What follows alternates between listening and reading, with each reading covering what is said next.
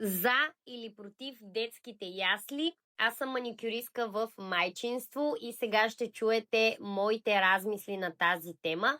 Първо искам да кажа, че синът ми, т.е. по-голямото ми дете, ходеше на детска ясла. За мен лично той страдаше там. Аз и до ден днешен на моменти така много се обвинявам за това, че ние с баща му избрахме той да ходи на детска ясла.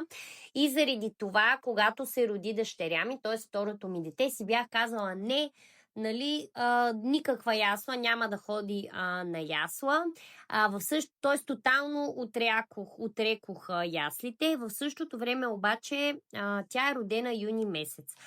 Детските градини започват през септември. И живот и здраве, нали, ако стигнем до там, нали, дъщеря ми юни месец навършва 3 години и евентуално ще тръгне на ясло през септември, когато тя ще е, нали, на 3 години и 3 месеца.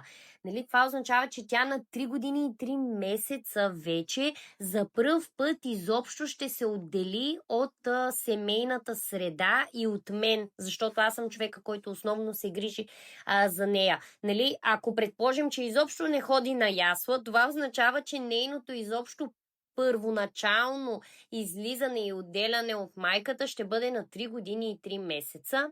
И за това се чудя дали това не е прекалено, не късно, но се чудя дали не е вече тогава пък прекалено голяма, за да се отдели за пръв път.